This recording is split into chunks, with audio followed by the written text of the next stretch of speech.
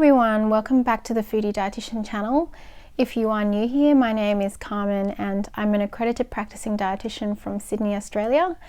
And if you are returning to my channel, thank you so much for supporting me and everything that I do. I also really would love to hear your feedback on my videos, and please leave comments and suggestions down below on information or content that you want to see from me in the future, because I really want to make videos that are meaningful to you and that you can actually apply to your lives.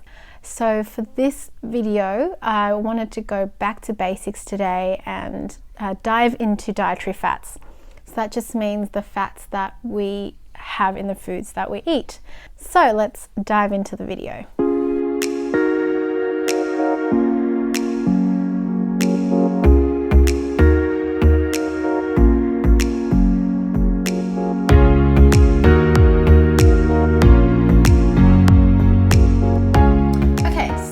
Let's talk about fats. So first and foremost, fat is an essential nutrient. We need it in our diets.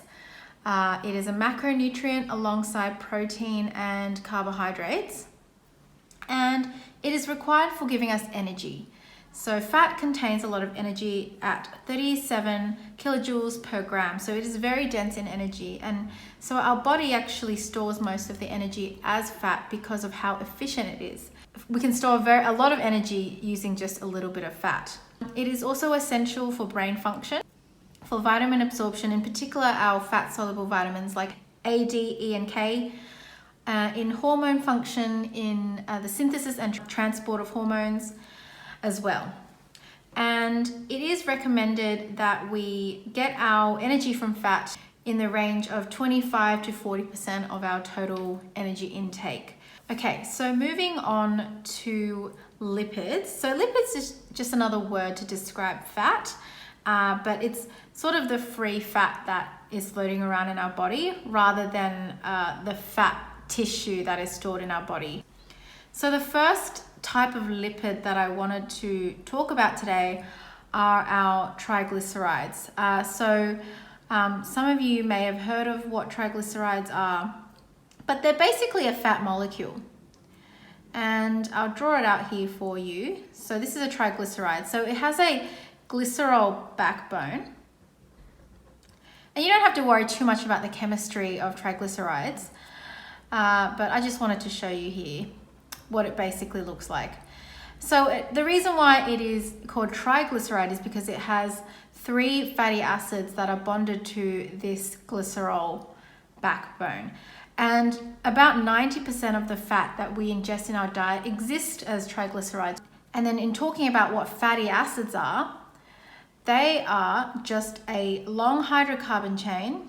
Again, I'll draw it out for you.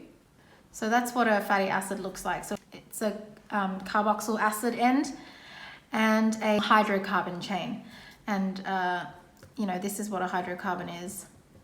Carbon chain with lots of hydrogens attached to it, and it just goes on like that. So that's the chemistry behind fat and fatty acids, and we're going to be talking a lot about fatty acids today because that is the primary form of fat that we get in our diet. There are so many fatty acids out there, but pretty much what I wanted to say here is that it is really the chemistry of these fatty acid molecules that determine how our body treats them, and in turn whether or not it has a positive or a negative effect in our bodies.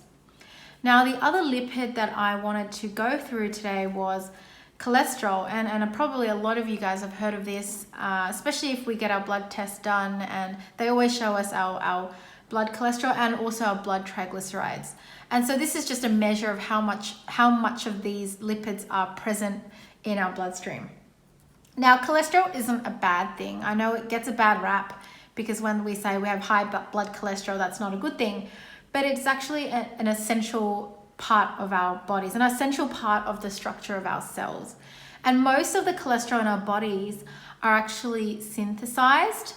So we actually generate cholesterol from the other lipids, the triglycerides that we ingest. But there are also dietary sources of cholesterol as well. So where we get some cholesterol from our eggs. There's a small amount of cholesterol in egg yolks, shellfish, cheese, and also meat as well. So we can get cholesterol from our diet, but there's evidence to show that our dietary cholesterol doesn't play a huge role in our blood cholesterol. So we don't actually have to go out of our way to avoid these dietary sources. It's completely okay. So like I said, it is an essential part of our cells, and they really have an essential function in our body, in hormone function, in vitamin D synthesis, and also in the digestion of fat and the absorption of nutrients as well, particularly those fat-soluble vitamins. Our cholesterol is transported throughout our body through structures called lipoproteins. And I've just drawn them out here like that. There's these big round sort of micelle-like structures, and they're just made up of lots of little fat molecules, triglycerides, free fatty acids, to form this ball, and it carries the cholesterol within it. And there are lots of different kinds of lipoproteins, but I wanted to talk about the two most important ones, which is low density lipoprotein, or LDL, and high density lipoprotein, otherwise known as HDL. So what LDL does is it transports cholesterol from the liver to our cells, because we do need cholesterol in our cells, like I said. And the reason why it's bad to have too much of LDL, the LDL form of cholesterol, is because when it's transporting it to our cells, some of the excess cholesterol might collect in our blood vessels. And what happens over time is that once it deposits in our blood vessels, our body kind of treats this cholesterol like a foreign object, and we form a plaque over it. So like that's our cholesterol underneath, and then we form like this hardened layer on top, and we'll do it like both sides. And you can see how over time our blood vessels are really narrowed, but also hardened over time because of the presence of this plaque. And we develop this condition called atherosclerosis, which is the narrowing and also the hardening of our blood vessels. So you can see how it can be really dangerous, because it leads to us having really high blood pressure because our blood vessels are not very flexible. But it can lead to heart attack and stroke over time, because what happens is if a piece of this plaque breaks off into our blood because of just how much pressure there is, our body is going to form a blood clot over that area, because it's our immune response. A bit of that plaque has broken off and it forms a blood clot, and that's what causes heart attacks and strokes. So heart attack occurs when the clot is in the heart tissue, and stroke is when the clot is in our brain, the vessels in our brain. So that's why LDL cholesterol is bad news. It really is bad news. And on the other hand, we have HDL cholesterol, which is our high density lipoprotein cholesterol, and it transports the cholesterol from our cells back to the liver. And it actually has the opposite effect of LDL cholesterol, because they act like little vacuum cleaners, these HDL proteins, and they suck up the cholesterol from our blood vessels and they take them back to the liver, and our bodies can dispose of them or reuse them. But the main thing is that it plays a role in actually removing the cholesterol from our blood vessels. So that's a good thing. So that's why when we have excess cholesterol in our blood, it increases the risk of heart disease. And that's why it's important that we take care of our diet so that we're not contributing to that excess cholesterol. Okay, so moving on, let's talk about our dietary sources of fat, because that's what we're here for and that's what we're here to learn about. So I'll start with the bad kinds of fats, because we'll get the bad out of the way and finish with the good. So we have two kinds of bad fats that I wanted to talk about today. So the first one is saturated fat. And so saturated fat is solid at room temperature. Sorry about my poor spelling here. I'm trying to talk and write at the same time. So the reason why saturated fats are solid is because it has a higher melting temperature. And the reason for that is because of that chemical structure. It is fully saturated with hydrogens, and this makes the molecule stick together with other fat molecules a lot more. It has a lot stronger forces, but pretty much it just means that it has a high melting point, and so that's what makes it solid at room temperature. But that's not why it's bad for us. It's not because it's solid at room temperature, but because it's saturated. That's why our body treats it in a different way. And the reason why saturated fats are bad is because they actually raise our LDL cholesterol. Remember the bad cholesterol that we're talking about, the ones that led to the buildup of cholesterol and plaque in our blood vessels over time. So that is why saturated fat is so bad for us. So where does it come from? So it comes from land animals, in the fat of land animals. So in beef, in pork, chicken, lamb. There's also saturated fat in dairy, so in full cream milk and cream and butter. But there's also saturated fat from plant sources such as coconut oil and palm oil. And I really wanted to talk about coconut oil because it has been such a hyped oil in the past few years, and it's touted for having so many health benefits. But the truth is, coconut oil does contain a lot of saturated fat. So we should be treating coconut oil like any kind of saturated fat, trying to limit or avoid them if we can. Now, there has been research coming up, it's shown in the literature that there's a kind of fatty acid within coconut oil called medium chain triglycerides, or I've just said MCT here. That particular fatty acid is called lauric acid, so it's about 50% in coconut oil. Now, that's where sort of all the health benefits lie in this MCT, or medium chain triglycerides. It sort of has the effect of our unsaturated fats, where it helps to lower the LDL cholesterol and raise our good cholesterol, HDL cholesterol. But the truth is, if you're not getting purely isolated MCTs, because again, this is only 50% of coconut oil, then if you're having just the virgin raw coconut oil, you're also getting all of those saturated fats. So it's not going to do you any good. So try to stay away from coconut oil if you can. And then the other one is palm oil, and it is used by a lot of food companies in making things like pastries, because it is relatively cheap. It's a lot cheaper than say butter. You know, there's a lot of controversy around this ingredient because of questions of sustainability and how they are sourced, and that's another topic for another video. But yeah, so these are sort of our main sources of saturated fat that we find in our diet. So now I'm going to move on to trans fat. So this is another one that has a lot of evidence come out to show that it is really, really bad for us. Not only does it raise our risk of heart disease, just like saturated fat, but it also has been shown to be linked to cancer, some forms of cancer as well.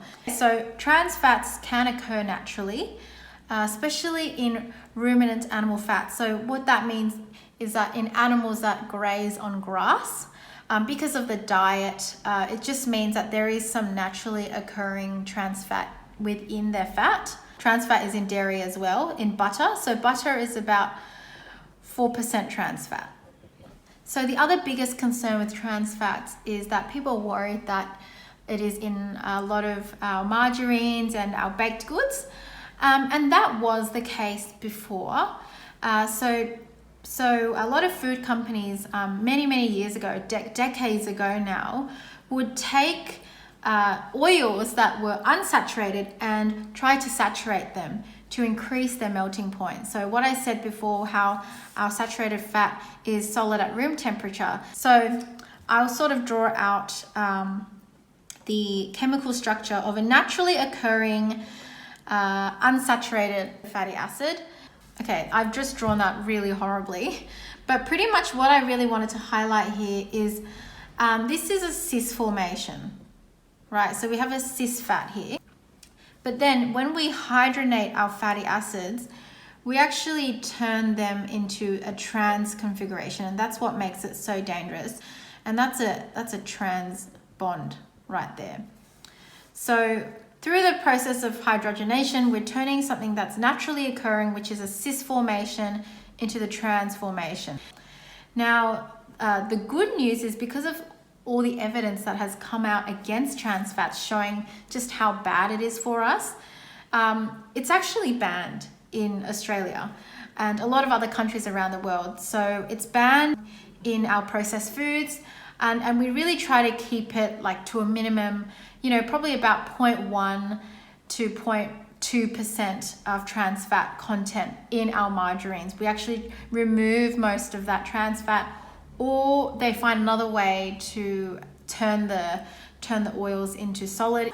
And so actually margarines are safer and healthier than butter, because if you can imagine, butter is 4% trans fat, but margarines are probably only about 0.2% trans fat. So yeah, don't be afraid of margarine. And I would even say to switch to margarine if you can, or if you don't mind the taste of margarine. I think it's a lot healthier than butter in many ways. In some cases they still do exist in our baked goods, especially in companies that use vegetable shortening to create, like, say, short crust pastry in a really cheap way instead of using butter. We do have some trans fats, so just try to avoid your highly processed pastries and cakes. But other than that, I think the main source of the trans fat consumption in Australia is actually from our animal fat. So if you're trying to limit our animal fat consumption, as we are with our saturated fats, then we don't have to worry too much about trans fats. That's what I'm trying to say. Okay, so moving on to our unsaturated fats. These are our good fats. And unsaturated fats are liquid at room temperature. And so they are oils rather than fat. I have, drawn it out here. So that's basically the structure of an unsaturated fat, is that they do have double bonds through the fatty acid, and it just changes the melting temperature, melting point. So that's why they're liquid. And there are two main families of unsaturated fat. We have our monounsaturated and our polyunsaturated fatty acids. So MUFAs and PUFAs. And the reason why we love our monounsaturated fats and our polyunsaturated fats so much is because they have an effect on our LDL and our HDL cholesterol. So they lower our LDL cholesterol, and they raise our good cholesterol, our HDL cholesterol, which is the stuff that takes the cholesterol out of our blood into our liver. Okay, so let's talk about where they come from. So for our monounsaturated fats, they come from pretty much all plants, so nuts and seeds, but also avocado as well. So a lot of nuts like almonds and cashews are a good source of monounsaturated fat. Also olive oil, peanuts and peanut oil, sesame seeds, sesame oil and tahini, as well as canola oil are good sources of MUFAs. And then moving on to our PUFAs, they come from both plants and marine sources. And there are two types of PUFAs that I wanted to highlight today. And these are our essential fatty acids, omega-3 and omega-6. And the reason why they are essential is because we cannot synthesize them in our bodies. So we actually need to get them from our diet. So starting off with our omega-3s, we have our alpha-linolenic acid, otherwise known as ALA. These are our short chain fatty acids. Short chain because, again, the carbon chain is a lot shorter, and so that's why it's called short chain. The sources of ALAs come from nuts and seeds primarily. So walnuts are probably one of the nuts that have the highest ALA content. Chia seeds, flax seeds, canola oil, and also in soybeans. So we actually find a good amount of ALAs in tofu.